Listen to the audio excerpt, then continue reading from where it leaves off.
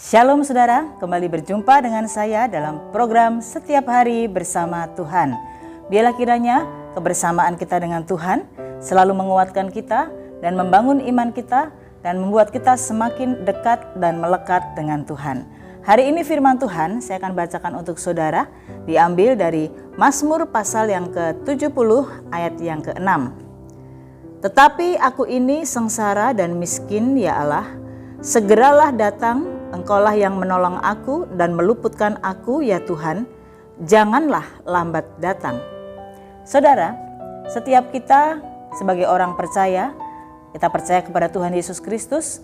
Bila kita punya pergumulan, masalah, tantangan, sakit, kita berada dalam tekanan, ada dalam himpitan, adalah hal yang benar bila kita berseru kepada Tuhan, meminta pertolongan Tuhan. Sama seperti Raja Daud, bila dia berada dalam kesesakan, selalu dia datang kepada Tuhan dan dia selalu berharap kepada Tuhan. Dan saya mau sampaikan kepada saudara, bila kita meminta pertolongan kepada Tuhan, memang pertolongan itu akan datang tepat pada saatnya. Hari ini firman Tuhan berjudul, jawaban yang tepat selalu yang terbaik. Saudara, kalau kita sedang membutuhkan sesuatu, kita sedang membutuhkan pertolongan. Saya ambil contoh, kalau kita sedang membutuhkan air karena kita sangat haus, dan pada saat yang tepat karena kita haus, kita mendapatkan air yang dingin, yang menyejukkan kehausan kita, maka itu sangat melegakan. Demikian juga kalau kita membutuhkan pertolongan, membutuhkan jawaban dalam doa-doa kita, percayalah bahwa Tuhan selalu mempunyai waktu yang tepat dan itu selalu yang terbaik bagi saya dan saudara. Sama seperti pemazmur dalam Mazmur 70 ayat yang ke-6 ini, sangat menyadari bahwa dia berdoa dan berseru, janganlah lambat datang. Saudara, ada kalanya kita sepertinya sedang menaikkan doa permohonan kita sudah setahun, sudah bertahun-tahun, sudah sekian lama, tapi sepertinya memang jawaban itu tidak kunjung datang, atau sepertinya ada jawaban tapi sangat tertunda.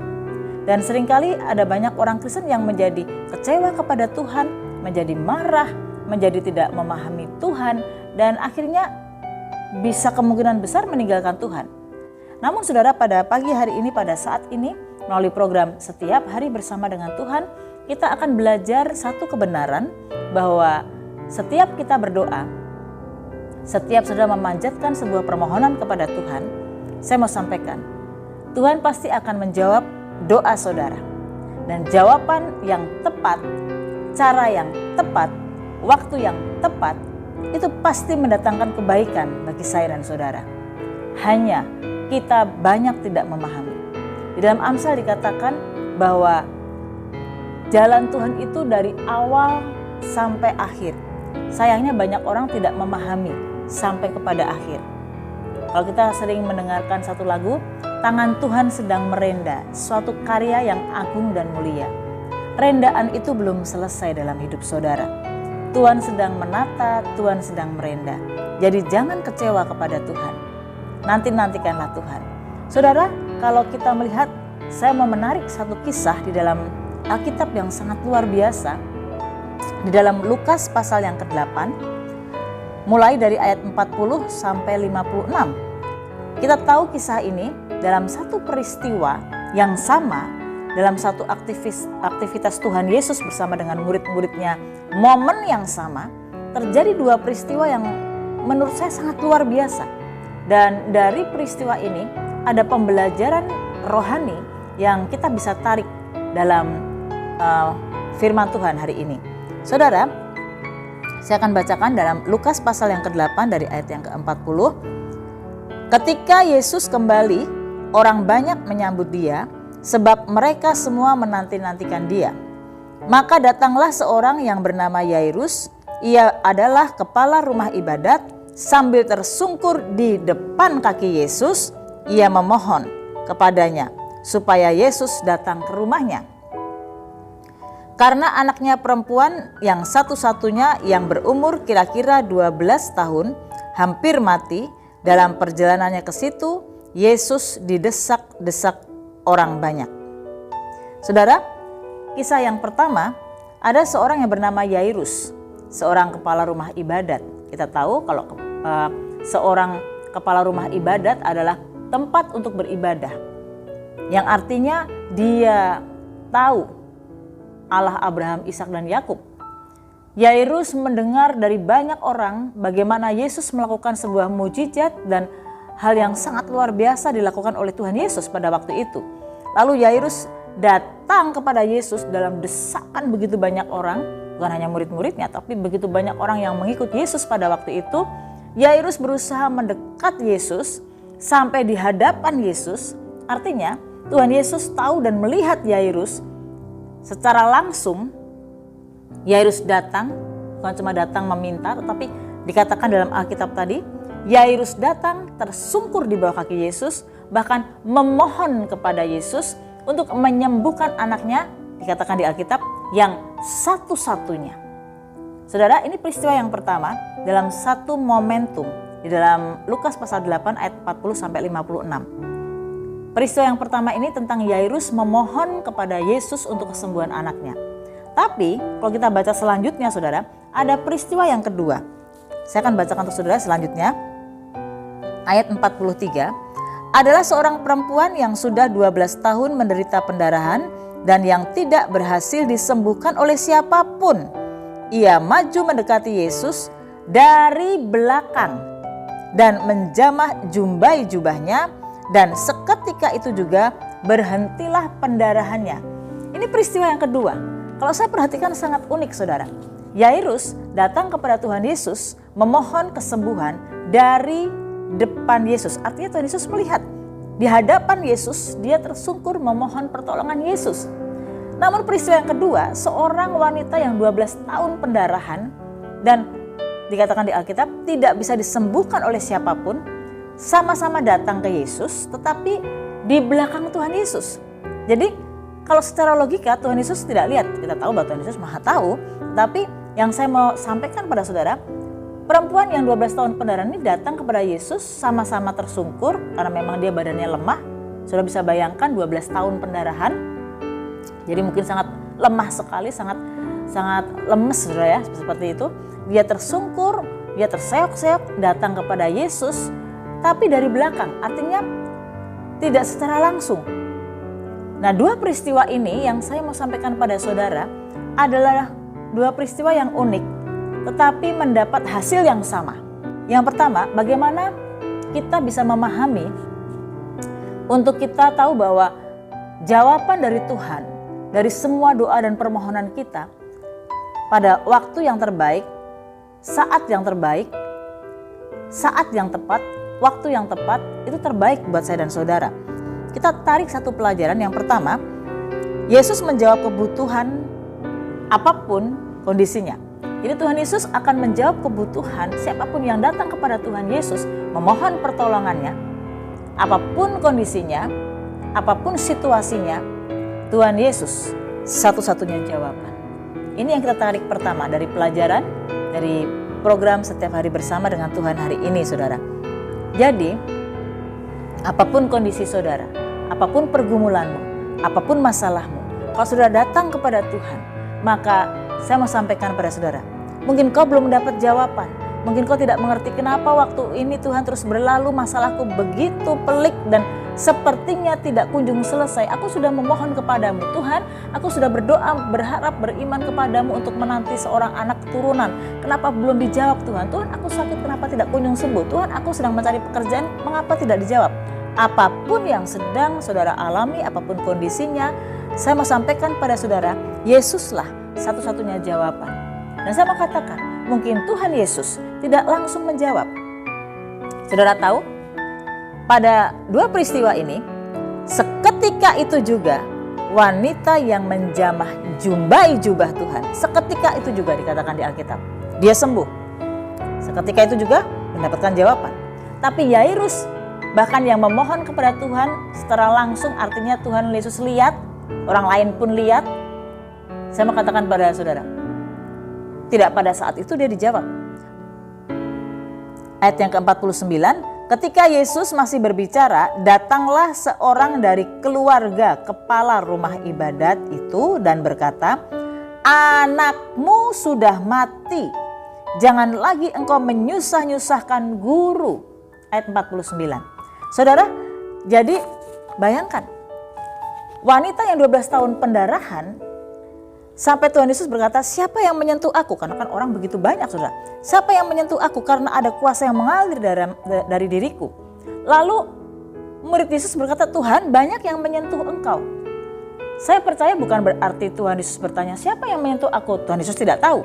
Saya yakin dan percaya Tuhan Yesus Maha tahu. Tapi Tuhan Yesus rasakan ada kuasa yang mengalir dari tubuhnya pada saat itu. Dan saya mau sampaikan pada saudara, seketika itu juga, saat itu juga, wanita yang 12 tahun pendarahan sembuh. Sementara Yairus yang memohon langsung sama, dalam momentum yang sama. "Tuhan Yesus, sembuhkan anakku." Dan Tuhan Yesus tidak langsung buru-buru ke rumahnya Yairus untuk tumpang tangan seperti yang kita bayangkan, tumpang tangan, "Hai engkau yang sakit, sembuh berdiri." Tidak, saudara. Bahkan pada saat Yairus sedang memohon, datanglah, ayat 49 tadi, datanglah salah satu keluarga dari kepala rumah ibadat yaitu Yairus, datang, "Anakmu sudah mati, tidak perlu menyusahkan guru, sudah pulang saja." Mungkin bahasa gampangnya seperti itu. Dan saya mau sampaikan pada saudara, apapun kondisinya, apapun keadaannya, Tuhan Yesuslah jawaban satu-satunya. Tuhan Yesus bisa menjawab seketika, tapi Tuhan Yesus bisa menjawab dengan proses dan skala waktu yang mungkin kita juga tidak tahu kapan. Tetapi setiap permohonan doamu tidak pernah sia-sia. Ini pelajaran yang pertama. Yang kedua, saudara, bahwa saya mau sampaikan jawaban yang tepat selalu yang terbaik. Yang kedua, dibutuhkan iman yang teguh. Kalau kita melihat dua peristiwa Yairus dan wanita yang 12 tahun pendarahan, dua-duanya memiliki iman yang teguh. Kalau tadi dikatakan waktu Yairus menuju ke tempat Yesus, dia mengalami desakan orang yang begitu banyak. Mungkin secara logika kalau kita berpikir, Yairus juga orang yang terpandang, Yairus juga kepala rumah ibadat.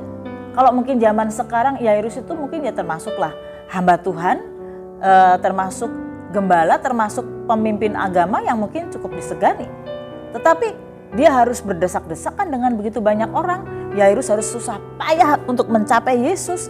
Dan setelah mencapai Yesus pun, Tuhan Yesus tidak langsung meresponi Yairus. Bahkan sampai ada keluarganya datang, "Percuma, anakmu sudah mati." Tapi yang saya mau sampaikan, Yairus punya iman yang luar biasa. "Aku tahu hanya Yesus yang bisa menyembuhkan anakku." Ini iman yang luar biasa. Dan peristiwa yang kedua, wanita yang 12 tahun pendarahan juga punya iman yang luar biasa. Walaupun perempuan ini adalah orang yang kaya, saudara. Kalau saudara bisa baca di Injil yang lain, di Matius, di Markus, saya mau sampaikan pada saudara, dikatakan dengan jelas bahwa wanita ini adalah orang yang kaya. Dia sudah menghabiskan hartanya, tapi tidak kunjung sembuh. "Asalku jamah jubahnya, maka aku akan sembuh." Wow, ini iman yang luar biasa. Jadi saudara, kalau kita sedang berdoa, kita sedang memohon sesuatu kepada Tuhan, sepertinya jawabannya tertunda, tetap miliki iman yang teguh. Tetap miliki iman yang teguh. Dan saya mau sampaikan pada saudara, bahkan kalau Tuhan Yesus menjawab pun dengan jawaban tidak, tetap miliki iman yang teguh. Karena jawaban yang walaupun tidak dan bahkan kita tidak bisa pahami, saya mau sampaikan, itu yang terbaik. Kita akan tahunya biasanya setelah lama, "Oh, kenapa Tuhan jawab tidak? Ternyata maksud Tuhan seperti ini. Bagus Tuhan jawab tidak." Manusia seperti itu, saudara. Jadi tetap miliki iman yang teguh. Yang ketiga, saudara, dari pelajaran firman Tuhan hari ini, mari ingat dan imani bahwa mujizat selalu terjadi. Mujizat sampai sekarang masih terjadi. Saudara, dua peristiwa ini baik Yairus maupun wanita yang pendarahan, saudara, pada akhirnya dua-duanya mendapatkan mujizat. Walaupun dari salah satu anggota kepala rumah ibadat sudah datang, Lukas 8 ayat 49, "Anakmu sudah mati, tidak perlu menyusah-nyusahkan guru." Namun Tuhan Yesus berkata, coba kalau lihat di ayat yang ke-50, saudara, dikatakan di sana, "Tetapi Yesus mendengarnya dan berkata kepada Yairus, 'Janganlah takut, percaya saja, dan anakmu akan selamat. Ayat 51, setibanya di rumah Yairus, Yesus tidak memperbolehkan seorang pun ikut masuk dengan dia, kecuali Petrus, Yohanes, dan Yakobus, dan ayah anak itu serta ibunya, maksudnya Yairus. Semua orang menangis dan meratapi anak itu, akan tetapi Yesus berkata, jangan menangis, ia tidak mati tetapi tidur. Saudara, pada akhir dari kisah ini, akhirnya anak ini disembuhkan dan akhirnya bangkit. Dua-duanya mendapatkan mujizat. Baik Yairus, baik wanita yang 12 tahun pendarahan. Saya mau sampaikan pada saudara, jawaban yang tepat waktu pasti yang terbaik. Dengan demikian, nama Tuhan dipermuliakan karena dua-duanya mendapatkan mujizat. Dan yang berikutnya, sebenarnya ada pembelajaran rohani buat wanita yang 12 tahun pendarahan maupun untuk Yairus. Biar dari firman Tuhan hari ini kita mau belajar, kita tarik sebuah pelajaran saudara. Apapun yang saudara alami, kondisi apapun yang saudara alami, saudara mungkin sedang mendoakan sesuatu. Jangan lemah, jangan putus asa. Ingat, Yesus satu-satunya jawaban.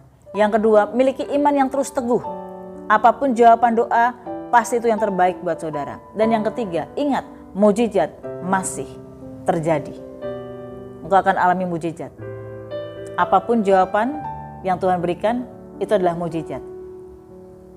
Karena kedewasaan rohani, respon kita dalam menanggapi jawaban doa, itu sebuah mujizat. Kalau kita masih tetap dewasa rohani. Amin saudara, mari tundukkan kepala. Bapa di surga, kami bersyukur untuk renungan hari ini, kami telah diberkati, kami diajar memiliki iman yang teguh, melalui peristiwa dari Yairus dan wanita yang 12 tahun pendarahan, kami diberikan pelajaran bahwa Tuhan hanya Engkau satu-satunya jawaban.